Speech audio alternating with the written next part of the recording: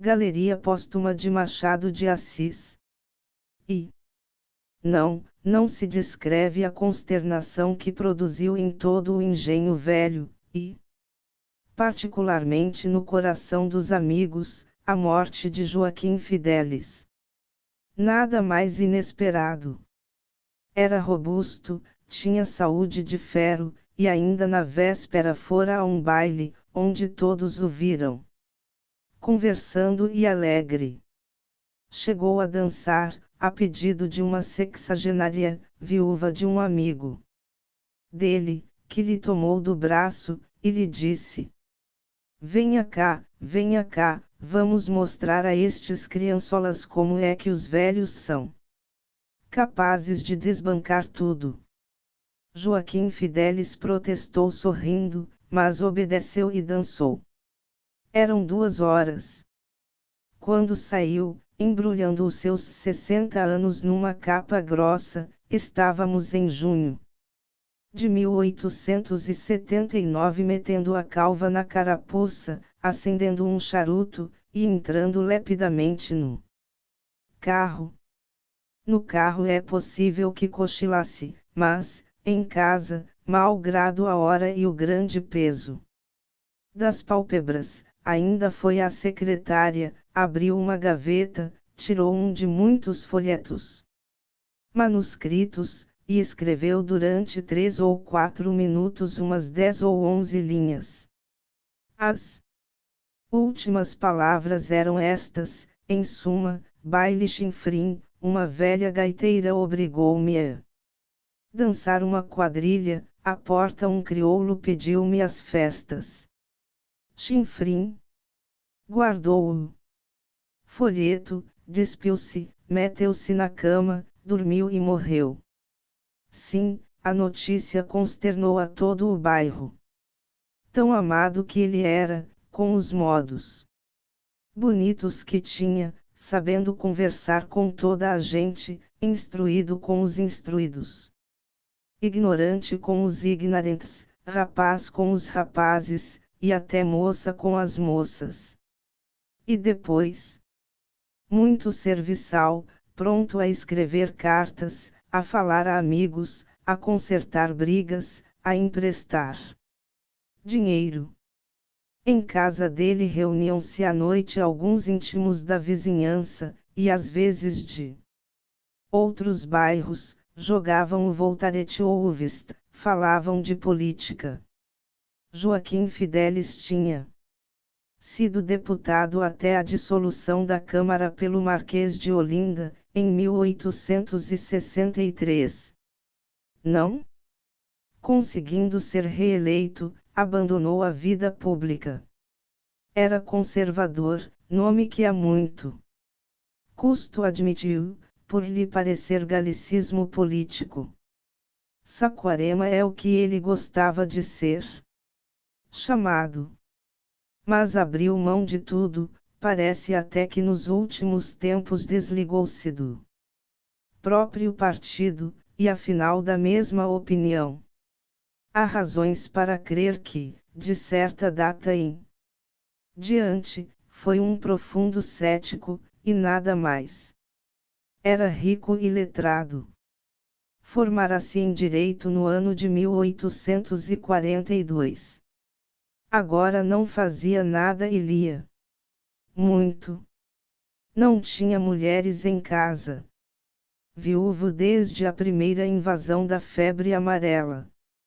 Recusou contrair segundas núpcias, com grande mágoa de 3 ou 4 damas, que nutriram essa esperança durante algum tempo.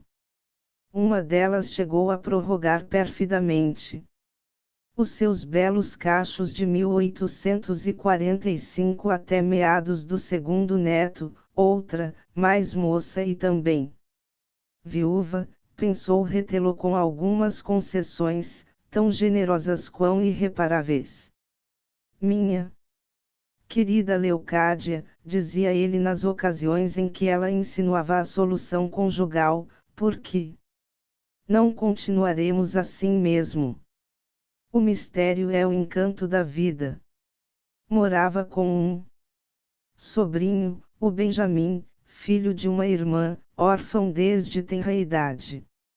Joaquim Fidelis deu-lhe educação e fê-lo estudar, até obter diploma de bacharel em ciências jurídicas, no ano de 1877. Benjamim ficou atordoado. Não podia acabar de crer na morte do tio. Correu ao quarto, achou o cadáver na cama, frio, olhos abertos, e um leve arregaço irônico ao canto esquerdo da boca. Chorou muito e muito. Não perdia um simples parente, mas um pai terno, dedicado, um coração único. Benjamim enxugou, enfim, as lágrimas, e, por que lhe fizesse mal ver os olhos abertos do morto, e principalmente o lábio arregaçado. Consertou-lhe ambas as coisas. A morte recebeu assim a expressão trágica, mas a originalidade da máscara perdeu-se. Não me digam isto! Bradava daí a pouco um dos vizinhos, Diogo Villors, ao receber notícia do caso. Diogo Villors era um dos 5 principais familiares de Joaquim Fidelis. Devia-lhe o emprego que exercia desde 1857. Veio ele, vieram os outros 4, logo depois, estupefatos, incrédulos. Primeiro, chegou o Elias Xavier, que alcançara por intermédio do finado, segundo se dizia, uma comenda. Depois entrou o João Brás, deputado que foi, no regime das suplências, eleito com o influxo do Joaquim Fidelis. Vieram, enfim, o Fragoso e o Galdino, que lhe não deviam diplomas, comendas nem empregos, mas outros favores. Ao Galdino adiantou ele alguns poucos capitais, e ao Fragoso arranjou-lhe um bom casamento. E morto? Morto para todo sempre. De redor da cama, fitavam o rosto sereno e recordavam a última festa, a do outro domingo, tão íntima, tão expansiva. Mais perto ainda, a noite da antevéspera, em que o voltarete do costume foi até às 11 horas. Amanhã não venham, disse-lhes o Joaquim Fidelis, vou ao baile do Carvalhinho. E depois? Depois de amanhã, cá estou. À saída, deu-lhes ainda um maço de excelentes charutos, segundo fazia às vezes. Com um acréscimo de doces secos para os pequenos, e 2 ou 3 pilharias finas. Tudo esvaído. Tudo disperso. Tudo acabado.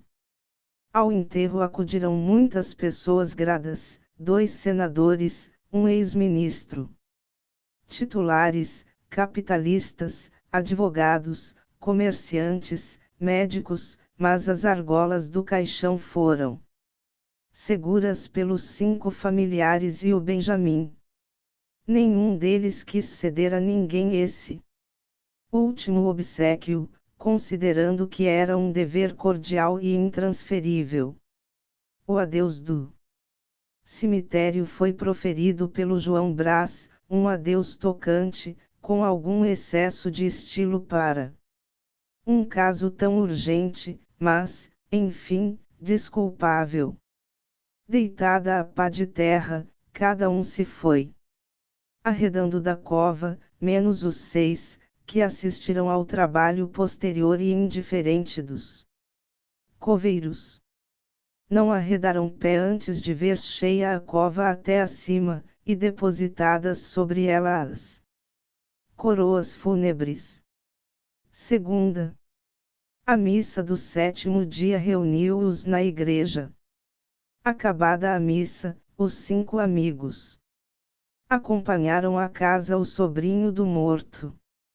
Benjamin convidou-os a almoçar. Espero que os amigos do tio Joaquim serão também meus amigos, disse ele. Entraram, almoçaram. Ao almoço falaram do morto, cada um contou uma anedota. Um dito, eram unânimes no louvor e nas saudades. No fim do almoço, como tivessem pedido uma lembrança do finado, passaram ao gabinete, e escolheram à vontade, este uma caneta velha, aquele uma caixa de óculos, um folheto, um retalho qualquer íntimo. Benjamin sentia-se consolado. Comunicou-lhes que pretendia conservar o gabinete tal qual estava. Nem a secretária abrirá ainda.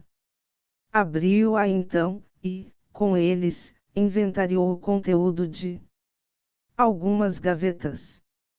Cartas, papéis soltos, programas de quincertos, menus de grandes jantares. Tudo ali estava de mistura e confusão.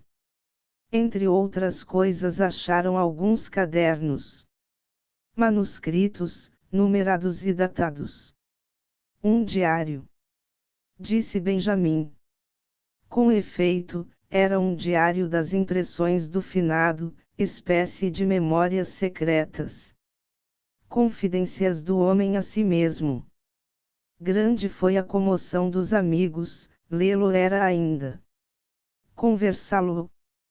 Tão reto caráter. Tão discreto espírito. Benjamin começou a leitura, mas a voz embargou-se-lhe depressa, e João Brás continuou a. O interesse do escrito adormeceu a dor do óbito. Era um livro digno do prelo. Muita observação política e social, muita reflexão filosófica, anedotas de homens públicos, do Feijó, do Vasconcelos, outras puramente galantes, nomes de senhoras, o da Leocádia, entre outros, um repertório de fatos e comentários. Cada um admirava o talento do finado, as graças do estilo, o interesse da matéria. Uns opinavam pela impressão tipográfica. Benjamin dizia que sim, com a condição de excluir alguma coisa, ou inconveniente ou demasiado particular. E continuavam a ler, saltando pedaços e páginas, até que bateu meio-dia. Levantaram-se todos, Diogo Villors ia já chegar à repartição fora de horas, João Brás e Elias tinham onde estar juntos. Galdino seguia para a loja. O Fragoso precisava mudar a roupa preta, e acompanhar a mulher à Rua do Ouvidor. Concordaram em nova reunião para prosseguir na leitura. Certas particularidades tinham-lhes dado uma comichão de escândalo. E as comichões coçam-se, é o que eles queriam fazer, lendo. Até amanhã, disseram. Até amanhã. Uma vez só, Benjamin continuou a ler o manuscrito. Entre outras coisas, admirou-o retrato da viúva Leocádia, obra-prima de paciência e semelhança, embora a data coincidisse com a dos amores. Era prova de uma rara isenção de espírito. De resto, o finado era exímio nos retratos. Desde 1873 ou 1874, os cadernos vinham cheios deles, uns de vivos, outros de mortos, alguns de homens públicos, Paula Souza, Aureliano, Olinda, etc. Eram curtos e substanciais, às vezes 3 ou 4 rasgos firmes, com tal fidelidade e perfeição, que a figura parecia fotografada. Benjamin ia lendo, de repente deu com o Diogo Villors. E leu estas poucas linhas. Diogo Villors. Tenho me referido muitas vezes a este amigo, e falo-ei algumas. Outras mais, se ele me não matar de tédio, coisa em que o reputo profissional. Pediu-me há anos que lhe arranjasse um emprego, e arranjei-lhe. Não me avisou da moeda em que me pagaria. Que singular gratidão! Chegou ao excesso de compor um soneto e publicá-lo. Falava-me do obséquio a cada passo, dava-me grandes nomes, enfim, acabou. Mais tarde, relacionamo-nos intimamente. Conheci-o então ainda melhor. Se este é Lidianra Inueux. Não? É mau parceiro de Voltarete. Dizem-me que não deve nada a ninguém. Bom pai de família. Estúpido e crédulo. Com intervalo de 4 dias, já lhe ouvi dizer de um ministério que era excelente e detestável, diferença dos interlocutores. Ri muito e mal. Toda a gente, quando o vê pela primeira vez, começa por supô-lo um varão grave, no segundo dia dá-lhe piparotes. A razão é a figura, ou, mais particularmente, as bochechas, que lhe emprestam um certo ar superior. A primeira sensação do Benjamin foi a do perigo evitado. Se o Diogo Villors estivesse ali, releu o retrato e mal podia crer, mas não havia como negá-lo, era o próprio. Nome do Diogo Villors, era a mesma letra do tio. E não era o único dos familiares, folheou o manuscrito e deu com o Elias. Elias Xavier. Este Elias é um espírito subalterno, destinado a servir alguém, e a servir com desvanecimento, como os cocheiros de casa elegante. Vulgarmente trata as minhas visitas íntimas com alguma arrogância e desdém, política de lacaio ambicioso. Desde as primeiras semanas, compreendi que ele queria fazer-se meu privado, e não menos. Compreendi que, no dia que realmente o fosse, punha os outros no meio da rua.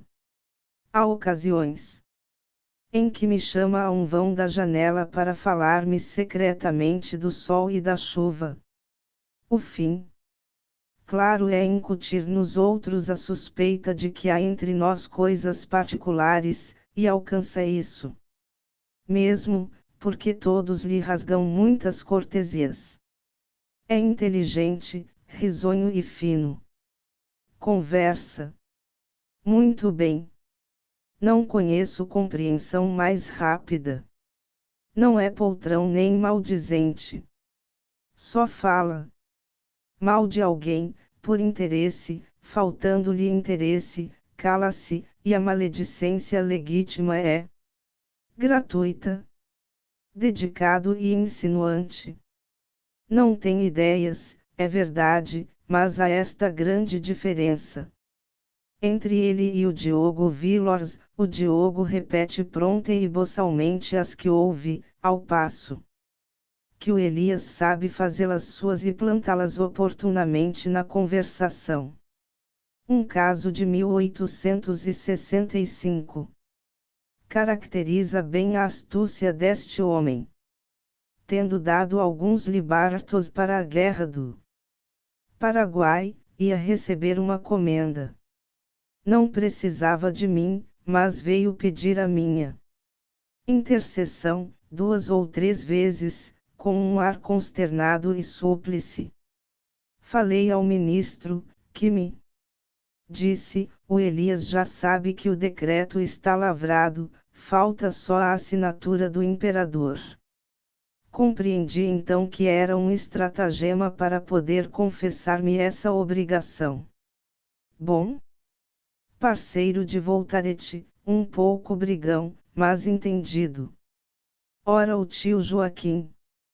Exclamou Benjamin levantando-se. E depois de alguns instantes, reflexionou consigo. Estou lendo um coração, livro inédito. Conhecia a edição pública, revista e expurgada. Este é o texto primitivo e interior, a lição exata e autêntica.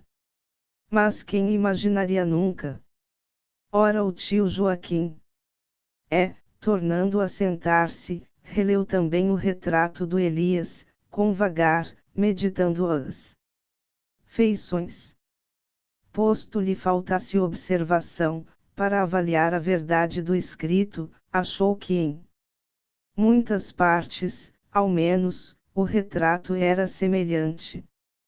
Cotejava essas notas iconográficas, tão cruas, tão secas, com as maneiras ordinais e graciosas do tio, e sentia-se tomado de um certo terror e mal-estar.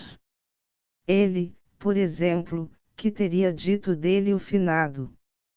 Com esta ideia, folheou ainda o manuscrito, passou por alto algumas damas, alguns homens públicos, deu com o Fragoso, um esboço curto e curtíssimo, logo depois o Galdino, e 4 páginas adiante o João Brás. Justamente o primeiro levara dele uma caneta, pouco antes. Talvez a mesma com que o finado o retratara. Curto era o esboço, e dizia assim: Fragoso, honesto, maneiras açucaradas e bonito.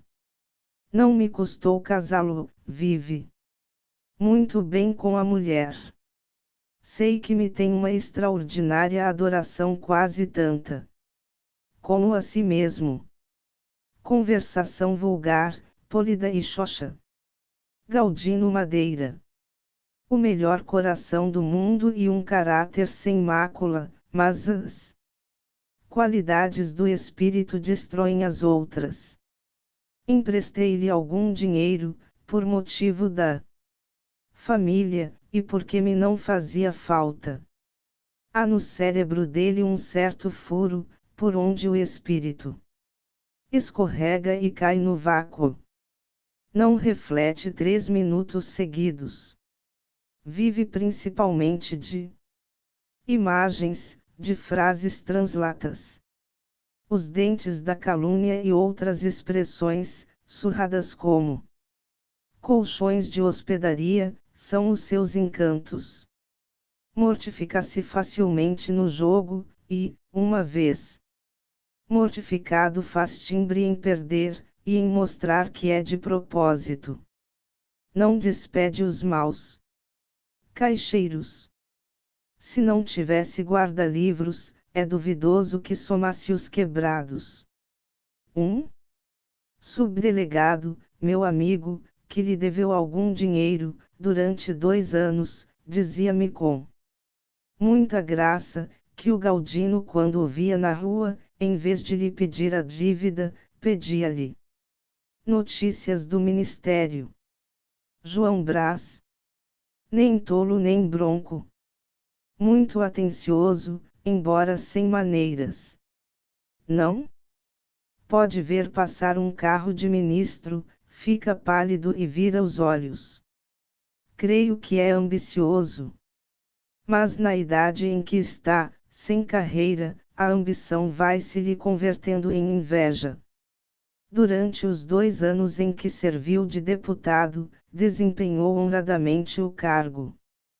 Trabalhou muito, e fez alguns discursos bons, não brilhantes, mas sólidos, cheios de fatos e refletidos.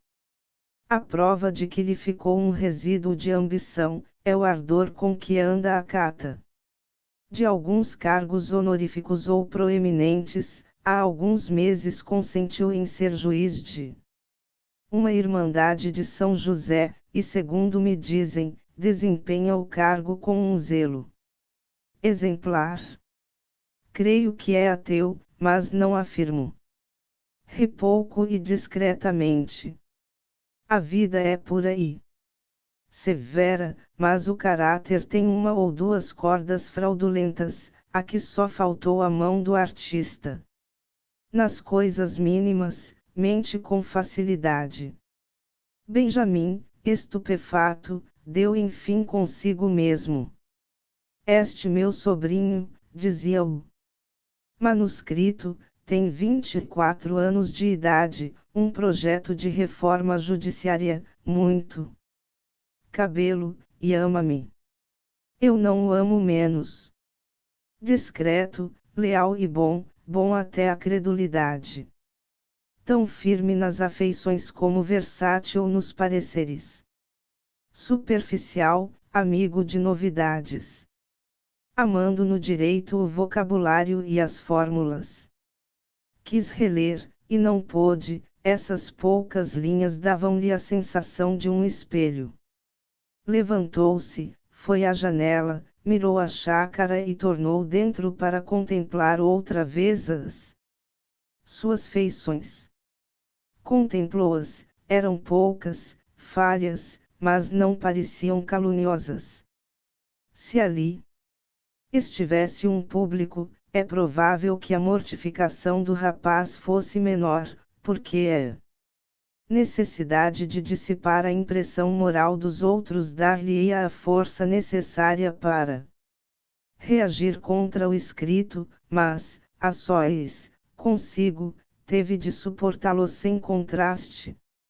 Então, considerou se o tio não teria composto essas páginas nas horas de mau humor, comparou-as a outras em que a frase era menos áspera, mas não cogitou se ali a brandura vinha ou não de molde. Para confirmar a conjectura, recordou as maneiras usuais do finado, as horas de intimidade e riso, a sós com ele, ou de palestra com os demais familiares.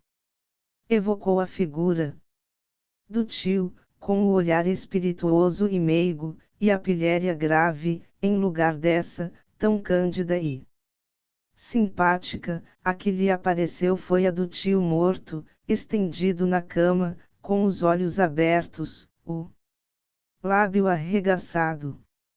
Sacudiu-a do espírito, mas a imagem ficou. Não podendo rejeitá-la, Benjamin tentou mentalmente fechar-lhe os olhos e consertar-lhe a boca, mas tão depressa o fazia, como a pálpebra tornava a levantar-se, e a ironia arregaçava o beiço. Já não era o homem, era o autor do manuscrito. Benjamin jantou mal e dormiu mal. No dia seguinte, à tarde, apresentaram-se os 5 familiares para ouvir a leitura. Chegaram sôfregos, ansiosos, fizeram-lhe muitas perguntas, pediram-lhe com instância para ver o manuscrito. Mas Benjamin tergiversava.